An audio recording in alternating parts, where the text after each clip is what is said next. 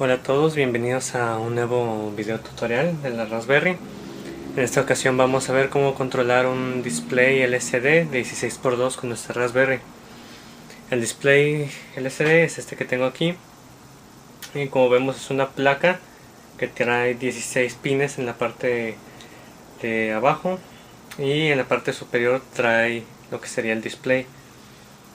Trae dos pequeños circulitos que vendrían siendo los controladores, un controlador Hitachi en este caso, y vamos a ver cómo se distribuyen sus pines. Primero hay que decir que tiene 16 pines y hay veces que tiene 14 dependiendo si tiene retroiluminación o no. Los primeros dos pines son de alimentación del display. Primero es GND y después VCC. VCC serían 5 voltios. Después viene el pin 3, que es el pin de contraste. Este va conectado a un potenciómetro, por lo general de 10 kilos. Y con ese manejamos qué tan oscuro o qué tan claras se ven las letras de nuestro display. Después en el pin 4 tenemos el selector de registro. Este pin, cuando está en cero, los octetos de datos son tratados como comandos. Cuando está en alto, los octetos de datos transferidos son tratados como datos a desplegar en la pantalla. El pin siguiente, que es RW, es lectura y escritura. Cuando este pin está en alto, está habilitada la lectura, y cuando está en cero, está habilitada la lectura. El siguiente es el pin 6, que es el habilitador, Enable. Los 8 siguientes pines de D0 y D7 son pines de datos. Aquí es donde estaremos conectando a nuestra Raspberry y por ahí saldrá la información de nuestra Raspberry al display con las letras que vayamos a mostrar. Como vemos, son 8 pines. Obviamente conectar cada uno de estos, por ejemplo el de RS, el de Enable, el RW no se conecta a la Raspberry, pero con estos dos y los 8 pines de datos, bueno, tendríamos 10 pines que utilizar de nuestra Raspberry. Incluso si lo usamos en un Arduino, eso serían muchos pines solamente para un display. Así que lo que se hace es usar solamente 4 de los pines de data, que serían estos últimos 4, sería el 11 al 13 si no me equivoco, o el 14, y los otros quedan deshabilitados. Obviamente, como son 8 pines, son 8 bits, o sea, un byte. Y lo que se hace, en lugar de mandar los 8 bits directamente, la palabra se divide en 2. O sea, se mandan 4 bits y después 4 bits, conocidos como nibbles, o nibles, como le quieran decir, que serían 4 bits. Los últimos dos son los LEDs de retroiluminación. El 15 es el ánodo y el 16 es el cátodo. Se le llama 16x2 porque tiene 16 columnas y 2 filas. En cada columna podemos poner un carácter y hay displays de 16x2, 16x1, 16x4, etc. Ya displays más grandes ya se miden por píxeles. Entonces, ¿cómo controlamos esto con nuestra Raspberry? Hay que ver primero que en Arduino, si hemos manejado Arduino, hay una librería que se llama Liquid Crystal, y esta nos sirve para conectar nuestro display y controlarlo con el Arduino. Aquí simplemente agregamos la librería, creamos un objeto de tipo LCD, le asignamos los pines de datos, el de RS, el habilitador y listo. En el caso de nuestra Raspberry no hay librerías para controlar el display, así como tampoco hay librerías para controlar servos, ni tampoco hay librerías para controlar sensores ultrasónicos. Así que vamos a ver cómo conectarlo a nuestra Raspberry. Una vez dentro de nuestra Raspberry, procederé a enseñarles cómo va el alambrado. Y aquí en esta parte vemos que tenemos nuestro display en el proto, vemos que los primeros dos pines, que sería el 1 y 2, son de los de alimentación que les comentaba, que va el primero a tierra y el segundo a VCC. El tercero, que es contraste, va a una resistencia variable, ya sea un potenciómetro, trimmer, lo que ustedes quieran, que sea de 10 kilos. Y los pines de los extremos van a positivo y negativo, y el de en medio va al pin 3. El pin 4, que es el que les decía, el selector de registro, va al pin 25. El pin 5 es el de escritura y lectura, va a tierra porque lo que queremos hacer es escribir en nuestro display. Después el habilitador va al pin 24, que es el pin 6 de nuestro display. Luego los siguientes 4 pines se dejan desconectados, y después a partir del pin 11 comenzamos a conectar. El pin 11 va al pin 23. Ocupo mencionarles que estoy usando la numeración de Broadcom en esta vez, no estoy usando la física como antes. Entonces el pin 11 va al pin 23, el pin 12 va al pin 17 y el pin 13 va al 27. Hay que tener mucha precaución aquí porque dependiendo de la versión que estemos usando en nuestra Raspberry, por ejemplo yo estoy usando la 2, el pin 27 tiene ese nombre, pero en la revisión número 1 tiene este pin tiene el nombre de pin 21. Así que hay que tener mucho cuidado con eso, dependiendo de nuestra Raspberry, ya sea Rep 1 o Rep 2, puede ser el pin 27 o pin 21, depende de cuál sea.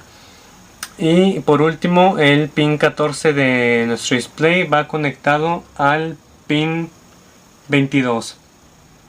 Y los últimos dos, que son los de retroiluminación, el 15 va a VCC y el 16 a tierra. Igual en esta parte de aquí tengo anotados qué pin va de nuestra LCD a nuestra Raspberry. Como ven, el 4 va al pin 25, el 6 va al 24, el 11 al 23, el 12 al 17 y el 13 va al 27 o al 21 y el pin 14 va al 22. Ok, entonces, como les había mencionado, nosotros no tenemos en nuestra Raspberry una librería para poder controlar nuestro display.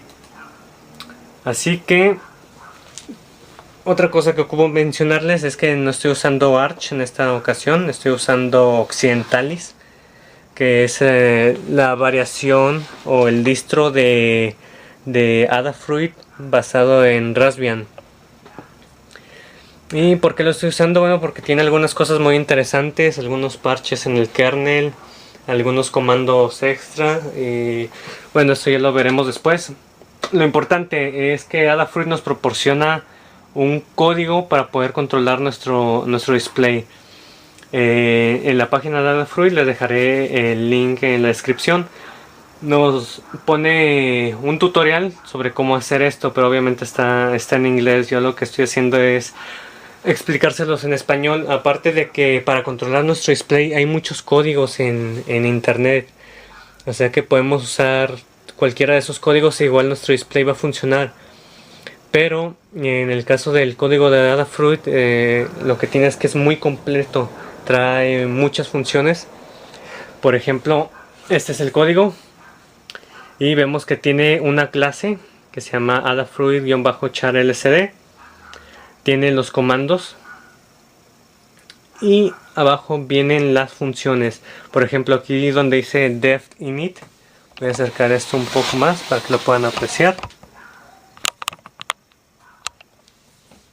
Esta línea de aquí que voy a resaltar dice def init, y aquí es donde se declaran los pines de ERS, que es el selector de registros, el enable, los pines de data, que son el 23, 17, 22 y 17.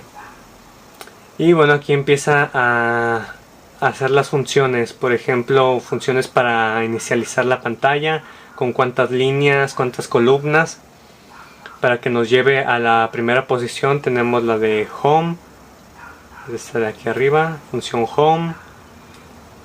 Hay otra función para limpiar pantalla que se llama Clear. Hay otra para posicionar el cursor. Hay otra para que no muestre nada en el display. Otra para que sí despliegue mensajes. Otra para que parpadeen, etcétera. Hay muchas funciones muy interesantes. Y bueno, nosotros diremos, ¿y esto para qué me sirve? Ya me dijiste que sirve para controlar mi display, pero ¿cómo lo puedo usar? ¿Cómo lo uso? Lo normal sería que empezáramos a escribir aquí en la parte final, pero es muy tedioso obviamente tener que escribir todo esto en nuestro programa. En el caso de Arduino es fácil porque nada más tenemos que importar la librería y listo. Entonces, ¿cómo lo hacemos en Python? Muy sencillo. Vamos a utilizar este programa como un módulo de Python. Un módulo es el equivalente a una librería en C. Como en C tenemos librerías, que es un programa normal con las funciones que vamos a utilizar, pero le cambiamos la extensión de .c o .cpp a .h y con eso le decimos a C que es una librería. En el caso de Python no es necesario. El programa tal cual, este de Adafruit, nos sirve para importarlo así directamente, como si importáramos una librería.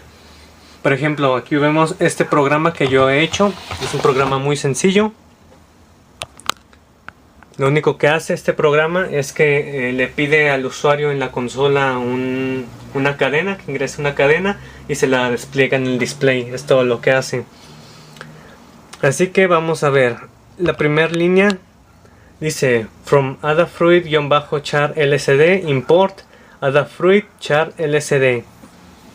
Ok, aquí qué es lo que estamos haciendo.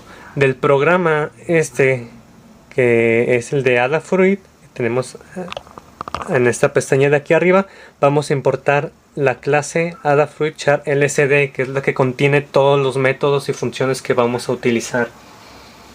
Después voy a importar la librería time.